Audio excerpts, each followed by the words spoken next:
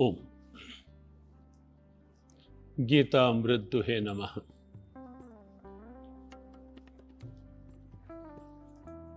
भगवद गीता का प्रत्येक भाव निश्चित और निस्संदेह हमारे जीवन का एक आदर्श बन सकता है। भगवद गीता का एक एक शब्द हमारे जीवन का एक आप्त वाक्य बन सकता है। एक काम करना होगा, करना चाहिए, करेंगे तो जीवन का भाव, स्वभाव, सद्भाव, प्रभाव सच में सब कुछ बदल जाएगा। सब कुछ एक अनुकूल मोड़ पे आ जाएगा, अनुकूल मोड में भी आ जाएगा। सब कुछ एक अलग सी आनंद की स्थिति में भी आ जाएगा। और वो ये मानना होगा कि मैं इंटरेस्ट बना के सुनूं, श्रद्धा भाव बना के सुनूं, पढ़ो। पढ़ने में भी यही करना होगा। जब पढ़ रहे हो, अध्ययन कर रहे हो, भाव से करो, बात अपनी बन जाएगी। सच में सुन रहे हो तो भाव बना के सुनो, क्योंकि पूर्व में भी कहा गया मनोरंजन तो है नहीं थोड़ी देर का। ठीक है, मान लो टीवी के आगे बैठ के सुन रहे हैं, कोई चाय लेता हुआ सुन रहा है, कोई भोजन करता हुआ सुन रहा है, तो वो अलग अलग स्थितियां हो जाती हैं, कोई काम करते करते भी। लेकिन तो भी संभव है कि अपने ध्यान को केंद्रित करके तो श्रवण करो। ये भी गीता का योगा कर्म सुकौशलम का ही एक भाव है। जो गीता ही ने कहा सर्वथा वर्तमानो अपि स योगी में वर्तते। सब व्यवहारों में, सब कार्यों में लगे लगे भी योगी मेरे ही भाव में रहता है। तो भाव में ये रख करके, ध्यान में ये रख करके, एकाग्रता वहाँ फोकस करके यदि सुनोगे तो बात समझ में भी आएगी, बात अपनी भी बन जाएगी। एक और बात का ध्यान रखिए, सुन रहे हैं, समझ नहीं रहे, भाव पूरा नहीं है, समय फिर भी अच्छा निकल जाएगा। नहीं तो ये समय भी कहीं और निकलता, किसी और भाव में निकलता। कम से कम आप एक अच्छे भाव में बैठे। लेकिन सुन कर के यदि ये जिज्ञासा बना लोगे कि मुझे इस भाव को अपने जीवन का भाव बनाना है, इस भाव को मुझे अपने जीवन में लाना है, तो ये भाव बनाते ही उसका प्रभाव बदल जाएगा। आप इसे प्रैक्टिकली देखना, क्योंकि पूर्व में संकेत किया क्रिया क्या है, कर्म क्या है, वो एक अलग महत्व की स्थिति है। कर्म करने के पीछे भाव क्या है, वो अत्यंत महत्वपूर्ण स्थिति है। नथिंग इज गुड और bad, thinking makes it so. बुरा या भला उसकी क्या परिभाषा है, कोई सार्वभौम रूप में नहीं कह सकते। कई बातें ऐसी होती हैं, दिखने में लगती हैं ऐसी, लेकिन भाव जो है वो निश्चित बाहर से दिखने वाले कोई ऐसे कर्म को भी अलग रूप दे सकता है। आप सोचें, संत रविदास जूते गांठने का काम ही तो कर रहे थे ना, लेकिन क्या उच्चता पाई, क्या दिव्यता पाई उन्होंने अपने उस कर्म से। भाव कितना ऊंचा था। भाव में यही था कि जो आ रहे हैं ना जाने किस रूप में नारायण मिल जाए। सब उसी का रूप तो है। जो यात्री निकल रहे हैं, उनके जूते गांठ कर उनको धूप से, उनके पांव तपने से बचेंगे, ऐसी सोच।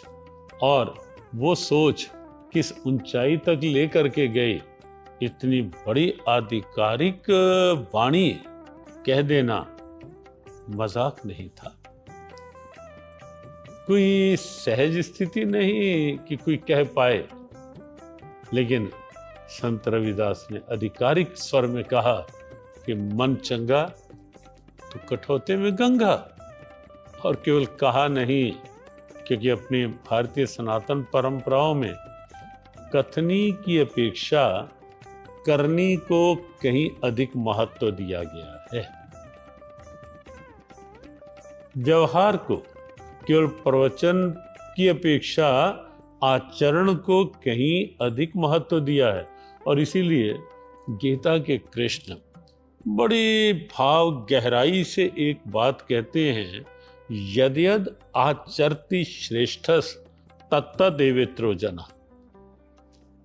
दूसरे लोग श्रेष्ठ जनों का अनुकरण करते हैं, लेकिन कैसा अनुकरण करते हैं? केवल प्रवचन का वो एक विषय है, लेकिन केवल प्रवचन का अनुकरण नहीं, आचरति श्रेष्ठस, जैसा जैसा श्रेष्ठ जन आचरण करते हैं, तत्तदेवेत्रो जनाः, इतर जन दूसरे लोग उस आचरण को देखते हैं। Example is better than precept.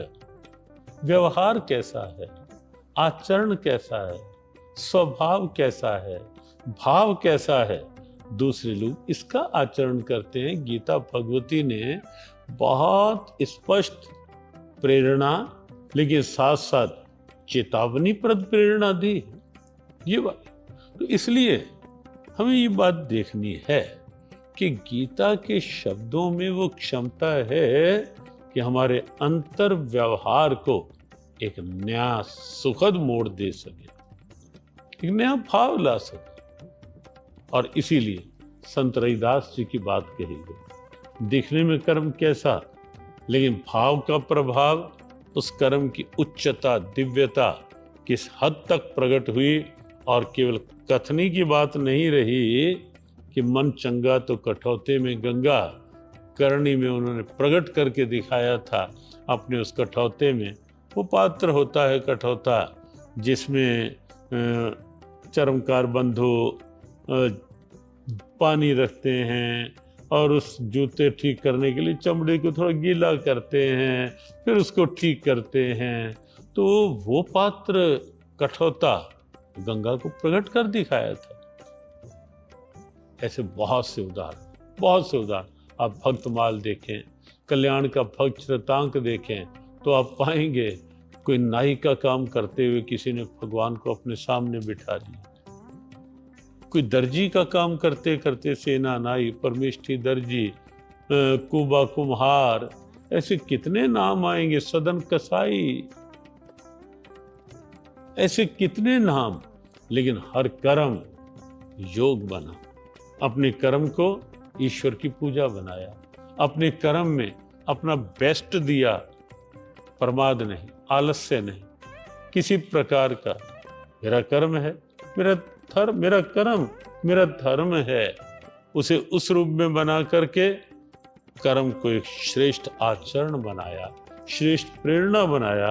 Gita ने कहा योगा कर्म सुकौशलम, कर्मों में कुशलता योग है। और कुशलता के ढेरों अर्थ हो सकते हैं। कोई किसी क्षेत्र में अपना बेस्ट उस कर्म में लगाए, अपना अधिकतम उस कर्म को दे। बच्चा पढ़ रहा है, पढ़ाई में अपना बेस्ट दे, परिणाम की चिंता ना करे। पढ़ाई में अपना अधिकतम क्षमता का उपयोग पढ़ाई में लगाए बच्चा, तो निश्चित है उसकी पढ़ाई उसको स्वयं परिणाम देगी, स्वयं पुरस्कार बनेगी। गीता ने केवल अवार्ड मिले उसकी चिंता के लिए नहीं कहा। गीता ने कहा कर्म को अपना अवार्ड बनाओ, रिवार्ड बनाओ, कर्म को इस अच्छे ढंग से करो कि तुम्हारा कर्म ही तुम्हारा पुरस्कार बन जाए, तुम्हारा कर्म ही तुम्हारे लिए बेस्ट उपहार बन जाए। लेकिन बनेगा कब? जब जो मेरा कर्म है, मैं जहां हूं, मैं अपने कर्म में कर्म के अच्छे परिणाम लाने के लिए मैं अपना उसे बेस्ट दे पा रहा हूं या नहीं दे पा रहा। गीता ने कहा स्टूडेंट अपनी पढ़ाई में अपना बेस्ट दे, टीचर पढ़ाने में अपना बेस्ट दे, काम चोरी नहीं। अब मान लो पढ़ाई का टाइम है, सैलरी मिल ही जाएगी, भले ही अलग बैठकर हम स्वेटर बुनते रहें या मोबाइल में। अब मान लो टीचर ही कहीं मोबाइल लेके बैठ जाएगा पढ़ाई के समय, पीरियड लेने के समय, क्लास लेने के समय टीचर ही मोबाइल में कहीं अलग बैठ के लग जाए तो क्या परिणाम देगा? क्या बच्चों के जीवन का उत्थान कर पाएगा? बेस्ट, मेरी ड्यूटी है, मुझे मेरा बेस्ट देना है। ऐसे ही डॉक्टर हैं, डॉक्टर अपनी जगह सोचें, रोगी के रोग की निवृत्ति के लिए मैं क्या बेस्ट दे सकता हूं। ये गीता है, ये गीता का तत्व है, ये गीता का सार है, ये योगा कर्मसु कौशलम की गीता जी की दिव्यता है कि डॉक्टर ये सोचे मैं बेस्ट क्या दे सकता हूं। केवल ये नहीं कि रोगी आया है तो मुझे क्या बेस्ट मिल सकता है, क्या अधिक से अधिक मैं ले सकता हूं। समस्या तो वहीं पनपती है भाई, जहां अपनी क्षमताओं का बेस्ट देने के स्थान पर केवल लेने की अधिकतम सोच बन जाती है तो समस्याएं तो वहीं पनपती हैं, भ्रष्टाचार वहीं पनपते हैं, अनीति वहीं प्रारंभ होती है, अराजकता वहीं प्रारंभ होती है, अशांति वहीं प्रारंभ होती है, अव्यवस्थाएं वहीं सामने आती हैं जहां मैं मेरे कर्म के साथ न्याय नहीं कर पाता। गीता कर्म के साथ न्याय मांगने का ग्रंथ है। गीता कर्म के प्रति पूर्ण एक न्याय दृष्टि रखने का ग्रंथ है। कर्म के साथ पूरी अपनी क्षमता जोड़ने की प्रेरणा का नाम है गीता। योगः कर्मसु कौशलम। और ये केवल बात किसी एक फील्ड की नहीं, कोई राजनीति में है। आप सोचिए, अच्छा, देश की कर्णधार वो किसी भी लेवल पर हो, राष्ट्रीय हो, प्रांतीय हो, जिला स्तर हो, ग्राम स्तर हो, जो नेतृत्व करने वाले हैं, जो अग्रणी लोग हैं समाज के, यदि वो ये सोच करके करेंगे कि मैं क्या बेस्ट दे सकता हूँ, मैं क्या बेस्ट लगा सकता हूँ, मैं क्या बेस्ट कर सकता हूँ, ये सोच करके जब करेंगे तो परिणाम क्यों नहीं आएंगे? व्यवस्थाएं क्यों नहीं सुधरेंगी? क्यों ये अव्यवस्थाएं पनपेंगी? क्यों अराजकता पनपेगी? तो गीता का ये जो भाव है, योगः कर्मसु कौशलम, अपने अपने कर्तव्य के प्रति सजग दृष्टि, अपने अपने कर्तव्य के प्रति पूर्ण समर्पित निष्ठा, अपने अपने कर्तव्य के प्रति पूर्ण क्षमता देने का, पूर्ण क्षमता झोंकने का भाव, ये निश्चित रूप से कर्म के अच्छे परिणाम अनुभव करवा सकता है।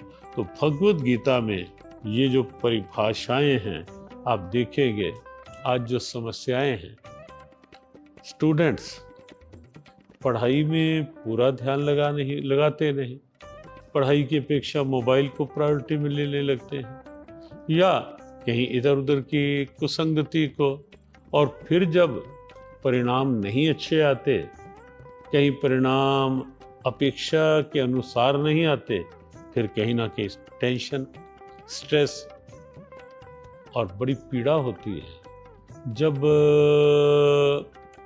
कोई 15, 17, 18 साल का स्टूडेंट डिप्रेशन में आया हुआ दिखता है, या कहीं ड्रग्स की एडिक्शन में दिखता है, नशों की आदतों में बंधा हुआ दिखता है, या जब कोई उदाहरण ऐसा भी सामने आता है कि कोई स्टूडेंट सुसाइडल स्थितियों तक अपने को ले जाता है, जब कुछ उदाहरण ऐसे सामने आते हैं तो सच में बहुत कष्ट होता है कि जिस देश में गीता जैसा ग्रंथ, जिस देश में ऐसी उदार प्रेरणाओं वाला ग्रंथ, जिस देश में ऐसा पावन शास्त्र जो योग को भी एक बच्चे से लेकर बड़े तक, एक सामान्य कर्मचारी से लेकर के देश के सर्वोच्च अधिकारी या सर्वोच्च सत्तासीन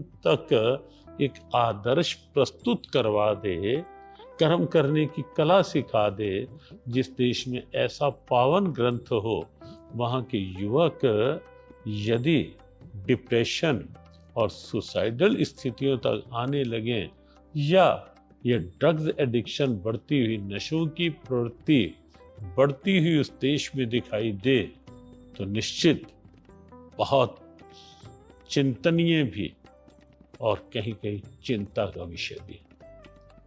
और ये सब होने पर आप सोचें, किसके सहारे, किसके बल पर जीवन का भविष्य, परिवारों का भविष्य, समाज का या देश का एक मजबूत भविष्य बना पाएंगे, या उसकी कल्पना भी हम कर पाएंगे। और इसीलिए जियो गीता का ये जो आह्वान है कि जियो गीता के संग सीखो जीने का ढंग, ये केवल आध्यात्मिक साधकों के लिए नहीं, ये केवल साधु सन्यासियों तक के लिए नहीं, ये केवल विरक्त जनों तक के लिए नहीं, ये केवल सेवानिवृत्त लोगों तक के लिए नहीं है, ये बच्चे से लेकर बड़े तक के लिए है। आओ जियो गीता के संग सीखो जीने का ढंग। अपने अपने क्षेत्र में बच्चा पढ़ाई का ढंग सीख सकता है, टीचर पढ़ाने के ढंग सीख सकते हैं गीता में, डॉक्टर्स रोगी की रोग निवृत्ति के साधन ढूंढ सकते हैं गीता में, कोई अग्रणी नेतृत्व करने वाले नेतृत्व की क्षमता बढ़ाने का साधन सीख सकते हैं गीता में, हर तरह के मैनेजमेंट वाले, कोई लाइफ मैनेजमेंट, कोई बिजनेस मैनेजमेंट, कोई टाइम मैनेजमेंट, कोई माइंड मैनेजमेंट, कोई स्ट्रेस मैनेजमेंट, हर तरह की मैनेजमेंट वाले भगवद गीता से ऐसे सूत्र सीख सकते हैं, ऐसी प्रेरणाएं सीख सकते हैं, और सीख करके अपने अपने कर्म में कुशलता पूरी तरह दिखा करके वर्क एफिशिएंसी की उस दिव्यता को प्रकट कर सकते हैं। कुछ प्रोफेशनल भी हों तो प्रोफेशनल एक्सेलेंसी पनपा सकते हैं, उसे एक प्रेरणा बना सकते हैं बड़े सहज ढंग से। लेकिन आना होगा गीता की शरण में, और गीता की शरण का अभिप्राय और कुछ नहीं, वह भी अभिप्राय हो सकता है गीता की शरण का कि हम गीता जी को मस्तक नवाएं। आस्था है, भारत का गौरव है, अद्भुत वरदान है भगवान का, मस्तक नवाएं, हृदय से लगाएं। आस्था के वह भी रूप हो सकते हैं, लेकिन सच्ची आस्था और सच्चा स्वरूप यही होगा जब योगा कर्म सुकौशलम, मैं जहाँ हूँ, मैं जो हूँ, मैं जिस क्षेत्र में हूँ, मैं वहीं अपने अपने क्षेत्र में अपने अपने कर्तव्य को अच्छे ढंग से करूं, अपने कर्म को ईश्वरीय पूजा बनाने का काम करूं, अपने कर्म को योग बनाने का लक्ष्य लेकर के अपने कर्म में अपनी संपूर्ण क्षमताओं को लगाऊं, और वे भी अहंकार लेकर नहीं। जैसे उदाहरण दिए गए संत रविदास जी का, कहीं कोई कपड़े सीने का काम करते हुए, कहीं कपड़े बुनने का काम करते हुए कबीर जैसे, कहीं कोई जुलाहे का काम, कहीं कोई स्वर्णकार का काम करते हुए हम नरहरि सुनार का चरित्र देखेंगे, कहीं सेनानाई का चरित्र देखेंगे। तो ये सब चरित्र क्या हैं? कर्म करते रहे, लेकिन ईश्वरीय भाव को साथ जोड़ा, कर्म में कर्मठता की स्थिति बनाई, और परिणाम गीता की दिव्यता का सजीव उदाहरण बन गए, गीता की इस दिव्यता की साक्षात प्रेरणा बन गए। योगः कर्म सुकौशलम, अपने अपने कर्म में कुशलता योग है पार्थ।